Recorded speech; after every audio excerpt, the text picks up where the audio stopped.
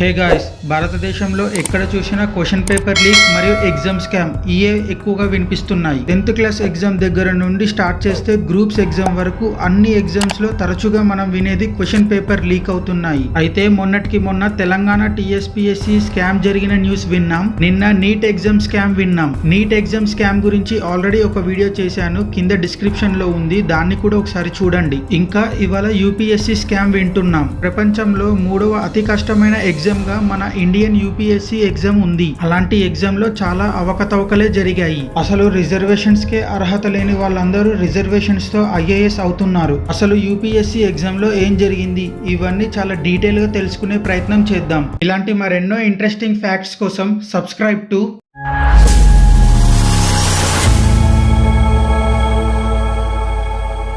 ఇంకా విషయంలోకి వెళ్తే ఐఏఎస్ పాస్ అవ్వడం ఎంత కష్టమో మనం ఆల్రెడీ 12th ఫెయిల్ మూవీలో చూసాం. ఈ యూపీఎస్సీ ఎగ్జామ్ క్లియర్ చేయడం కోసం ఆస్పిరెంట్స్ వాళ్ళ పేరెంట్స్ ఆస్తులు కూడా తాకట్టు పెట్టి మరి కోచింగ్ సెంటర్స్ కి పంపిస్తారు. ఎందుకంటే ఏదో ఒక రోజు యూపీఎస్సీ క్లియర్ చేసి నలుగురిలో పేరెంట్స్ ని గర్వపడేలా చేస్తారు అని. అయితే అలా కష్టపడి చదివితే ఐఏఎస్ అవుతారు అని మనకి తెలుసు. కాకపోతే ఇప్పుడు స్కామ్ చేసినా కూడా ఐఏఎస్ అవ్వచ్చు అని తెలుస్తుంది. అయితే ఈ ఫోటోలో కనిపిస్తున్న ఆమె పేరు పూజా దిలీప్ రావు కేట్కర్. ఈమె ఒక ఐఏఎస్ ట్రైనీ. ఈమె చేసిన స్కామ్ వింటే అసలు యూపీఎస్సీలో స్కామ్ ఇంత ఈజీగా చేయొచ్చా అని అనిపిస్తుంది. ఇంకా విషయంలోకి వెళ్తే ఈ పూజా కేట్కర్ యూపీఎస్సీ ఎగ్జామ్ మరియు ఇంటర్వ్యూలో చాలా అబద్ధాలు చెప్పింది. అయితే ఇంటర్వ్యూలో నీ పేరెంట్స్ ఇన్కమ్ ఎంత అని అడిగితే ఈమె కరెంట్లీ 0 ఇన్కమ్ అని చెప్పింది.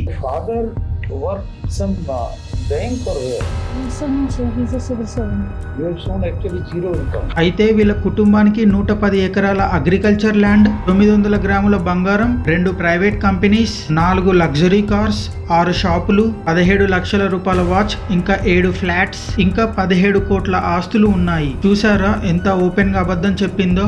100 కోట్ల ఆస్తులు ఉన్నా అన్న ఈమె ఇన్కమ్ 0 అని చూపించి రిజర్వేషన్ తీసుకొని యూపీఎస్సీ ఎగ్జామ్ క్లియర్ చేసింది. అదేంటి బ్రో, అంత డబ్బు ఉంటే ఓబీసీ రిజర్వేషన్స్ ఉండవా అని అనుకుంటున్నారు కదా. అయితే ఓబీసీ సర్టిఫికేట్స్ లో మొత్తం 2 ఉంటాయి. ఒకటి ఓబీసీ క్లిమినియర్ అండ్ ఓబీసీ నాన్ క్లిమినియర్. ఈమె ఓబీసీ క్లిమినియర్ గా దొంగ సర్టిఫికేట్ తెచ్చుకుంది. ఓబీసీ క్లిమినియర్ ప్రకారం పేరెంట్స్ ఇన్కమ్ 8 lakhs లోపు ఉంటే వారికే ఈ సర్టిఫికేట్ వస్తుంది. కానీ ఈమెకి కొన్ని 100 కోట్ల ఆస్తులు ఉన్నాయి. అలా ఈమె రిజర్వేషన్ ని మిస్యూజ్ చేసింది. ఇంకా ఈమె ఓబీసీ ఒక్కటే కాకుండా పీడబ్ల్యూడీ సర్టిఫికేట్ కూడా తీసుకొని వచ్చింది. అంటే ఫిజికల్లీ ఛాలెంజ్డ్ పర్సన్ సర్టిఫికేట్ తీసుకొని వచ్చింది. పీడబ్ల్యూడీ సర్టిఫికేట్ లో ఈమె కళ్ళు సరిగ్గా కనబడవు అని మెన్షన్ చేసింది. నార్మల్ గా ఓబీసీకి 80 మార్క్స్ వరకు కట్ ఆఫ్ ఉంటే పీడబ్ల్యూడీకి 40 మార్క్స్ కి కట్ ఆఫ్ ఉంటుంది. అంటే దాదాపు సగం మార్క్స్ తగ్గించినట్లే. అయితే యూపీఎస్సీలో గవర్నమెంట్ హాస్పిటల్స్ నుంచి ఫిజికల్లీ ఛాలెంజింగ్ రిపోర్ట్స్ తీసుకొని వస్తే మాత్రమే యాక్సెప్ట్ చేస్తారు. అయితే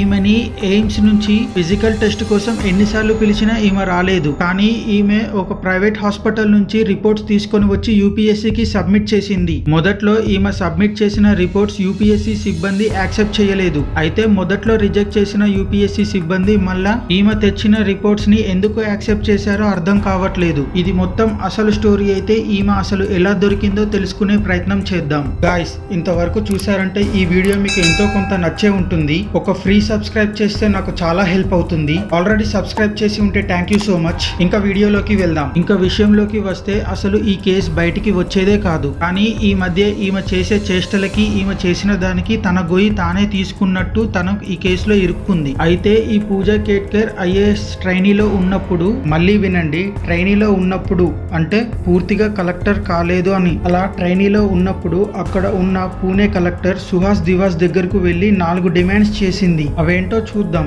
మొదటిది, తనకి సపరేట్ గా ఒక ఆఫీస్ కావాలంట. రెండవది, తనకి పర్సనల్ గా ఒక అసిస్టెంట్ కావాలంట. మూడవది, తనతో ఉన్న ట్రైనీస్ తో కాకుండా తనకి సపరేట్ గా క్వార్టర్స్ లాంటిది కావాలంట. నాలుగవది, తనకి రెడ్ లైట్ ఉన్న ఒక గవర్నమెంట్ కార్ కావాలంట. యాక్చువల్ గా ఈమె ట్రైనీలో ఉన్నప్పుడే ఇన్ని అడిగిందంటే ఇంకా ఈమె ఫీల్డ్ లోకి దిగిన తర్వాత ఇంకెలా ఉంటుందో. అప్పుడు ఈ కలెక్టర్ ఈమె పెట్టిన కండిషన్స్ అన్ని రిజెక్ట్ చేశాడు. అయితే ఈమె తన దగ్గర ఉన్న ఒక కార్ ని తీసుకొచ్చి పైన రెడ్ లైట్ పెట్టుకుని గవర్నమెంట్ ఆఫీస్ వెహికల్ లాగా చూపించుకునేది. ఇంకా అంతేకాకుండా ఈమె తనకి ఇష్టం వచ్చినట్టు బిహేవ్ చేసేది. ఇంకా ఈమె తన సీనియర్ ఆఫీసర్ లేని టైం చూసుకొని ఆయన ఆఫీస్ ని ఆక్యుపై చేసి ఆయన ఆఫీస్ లో ఉన్న సామాన్లన్నీ పడేసి ఆ ఆఫీస్ లో ఈమె సామాన్లు పెట్టుకుంది. ఇది తెలిసిన కలెక్టర్ సుహాన్ ఆమె పైన కంప్లైంట్ రేస్ చేశాడు. దీనితో ఆమె అక్కడ నుండి ట్రాన్స్ఫర్ అయ్యింది. దీనికి ప్రతీకారంగా పూజా కేట్కర్ కలెక్టర్ సుహాస్ మీద హెరాస్మెంట్ కేసు పెట్టింది. అయితే ఈమె చేసే చేష్టల గురించి విన్న ఒక వ్యక్తి, ఆయన పేరే విజయ్ కుమార్, ఆయన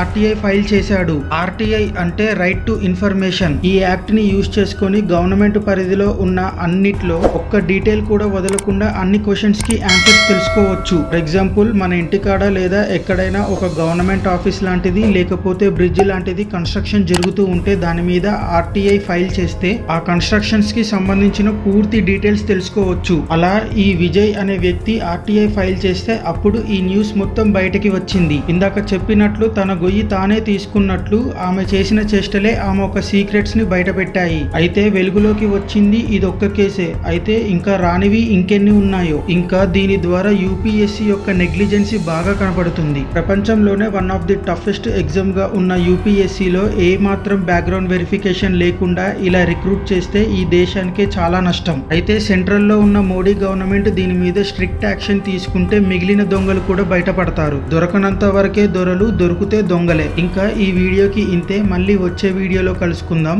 అంతవరకు take care, tata, bye bye. ఈ వీడియో గురించి మీరు ఏమనుకుంటున్నారో కింద కామెంట్ చేయండి. వెళ్ళిపోయే ముందు సబ్స్క్రైబ్ చెయ్యి బ్రో. ఆల్రెడీ సబ్స్క్రైబ్ చేసి ఉంటే thank you so much. Thank you, take care, bye bye now.